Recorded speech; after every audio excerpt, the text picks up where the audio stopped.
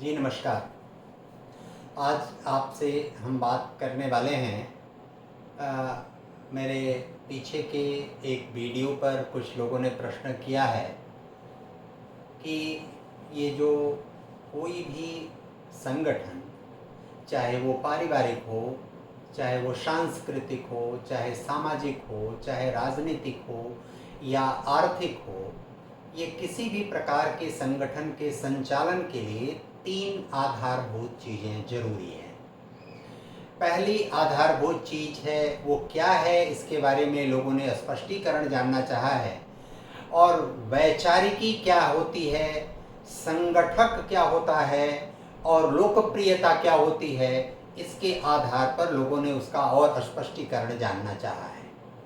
तो किसी भी पारिवारिक संगठन में, सामाजिक संगठन में, सांस्कृतिक संगठन में या आर्थिक राजनीतिक संगठन में, या आर्थिक राजनीतिक संगठन में, सामाजिक सांस्कृतिक संगठन में, पारिवारिक सांस्कृतिक संगठन में, एक या एकाधिक प्रकार की विशेषताओं से युक्त किसी भी संगठन में 3 आधारभूत चीजें होती हैं। और उसमें वह संगठन जिस सिद्धांत, जिस नियम, जिस व्यवस्था और जिस विचारधारा पर निर्भर है, उसको ठीक से समझने और जानने वाला, ठीक से समझाने वाला और ठीक से उस बात को दूसरी जगह पहुंचाने वाला व्यक्ति, यह उसकी मूलभूत आधारभूत विशेषता है। दूसरा, उस संगठन में जो भी लोग हैं, सबको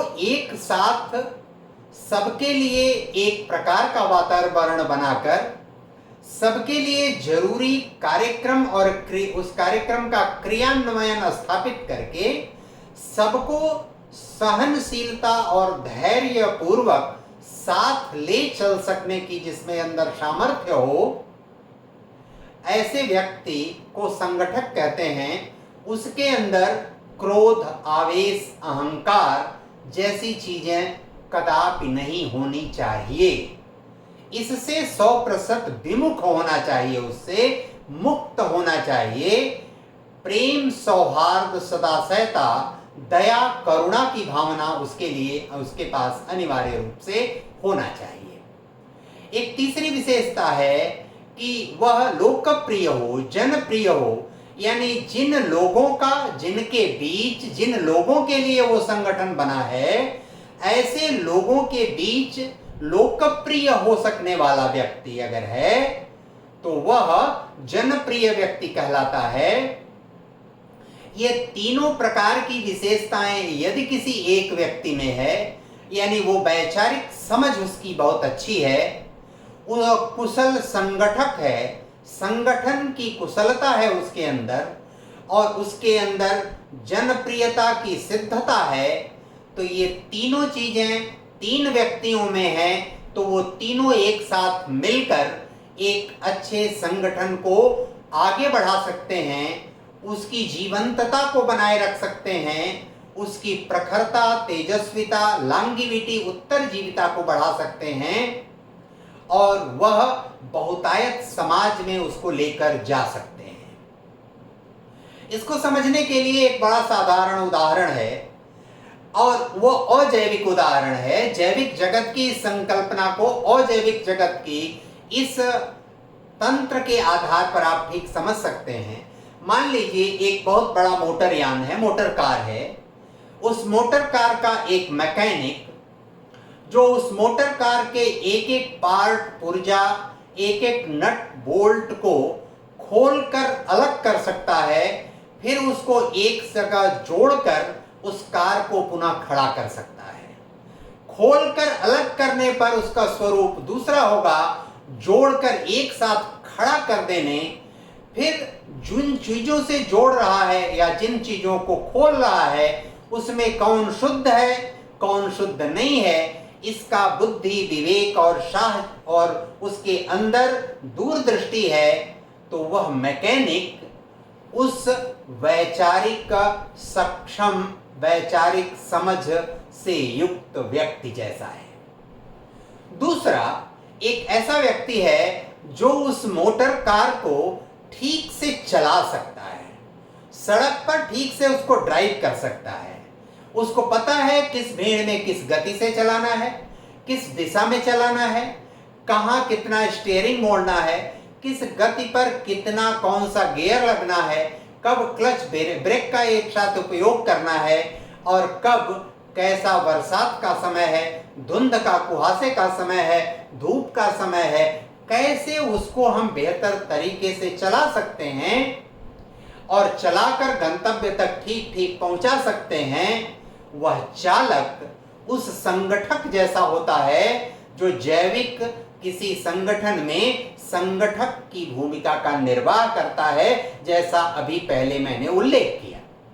उस चालक के लिए यह बहुत आवश्यक होता है कि वह चालक गाड़ी जब चला रहा होता है तो इस बात का ध्यान रखे कि उस गाड़ी में जो ब्रेक लगा है, जो उसको रोकने का यंत्र लगा है गाड़ी को, वह गाड़ी को रोकने का यंत्र है ब्रेक।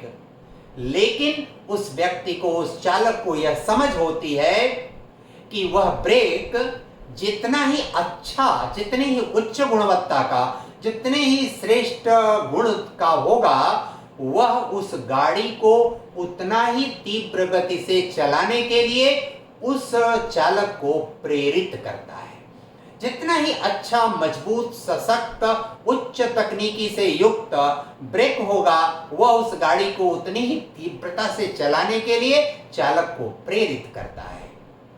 उस ब्रेक का गुण क्या है? रोकना, लेकिन प्रेरणा ठीक उसके विपरीत दे रहा है। इन दोनों के बीच के अंतर को ठीक ठीक समझ जिसके अंदर है, वह कुशल संगठक होता है। फिर एक तीसरा व्यक्ति आता है।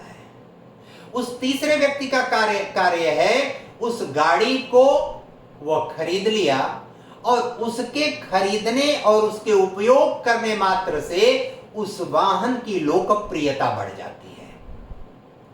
उस वाहन को बहुतायत लोग खरीदने, उपयोग करने, उसकी विशेषताओं को ही जानने और सुनने की कोशिश करने लगते हैं। सब कुछ उसमें अच्छा ही दिखाई पड़ने लगता है, उसमें नकारात्मकता कुछ नहीं होती, केवल विशेषताएं ही हैं, ऐसे लोगों की दृष्टि बनने लगती है क्रमशः। एक ऐसा व्यक्ति, एक ऐसा ओनर, एक ऐसा मालिक, एक ऐसा उस पर सवारी कर सकने वाला, उसको चला सकने वाला, उसको देखभाल कर सकने वाला एक मालिक, जो जनप्रियता उस स्तर की होती है। तो वैचारिक समझ, सांगठनिक कुशलता और जनप्रिय की सिद्धता, लोकप्रियता की सिद्धता, ये तीन गुण अगर एक साथ एक संगठक, एक संगठन में विद्यमान हैं, इन तीनों श्रेणियों के लोग एक साथ किसी संगठन में हैं, तो निश्चित रूप से उस संगठन को कभी कोई कमजोर नहीं कर सकता, कभी तिरोहित नहीं कर सकता, कभी पीछे नहीं हटा सकता और कभी उसका मार्ग अवरुद्ध नहीं कर सकता। दुनिया भर में वैचारिक दृष्टि से जितने भी विचार आए, वह आधारभूत चीज होती है किसी भी संगठन के लिए। उन विचारधाराओं के आधार पर बहुत सारे संगठन बने और वो संगठन परिवार, चाहे एकल परिवार हो, चाहे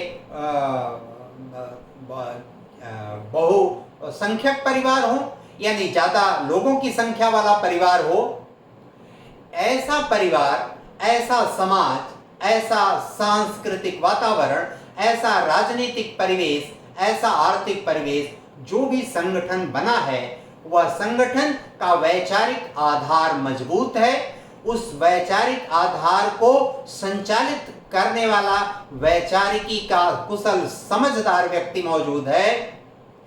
फिर उस संगठन के बन जाने के बाद उसका संचालन करने वाला कुशल संगठक है। फिर उसको जनप्रिय और लोकप्रिय बनाने वाला कोई ऐसा व्यक्ति है, तो वह निश्चित रूप से बहुत आगे, बहुत लंबे समय तक चलता है और उसका मार्ग ठीक प्रकार से प्रशस्त होता है। और इसलिए जब हम इन सब चीजों का मूल्यांकन वैश्विक स्तर पर करते हैं, चाहे वो साम्यवाद के स्तर पर, चाहे वो पूंजीवाद के स्तर पर, चाहे एकात्म मानववाद के स्तर पर, साम्यवाद के भी बहुत सारे फलक बने, चाहे वो मार्क्सवाद बना, चाहे वो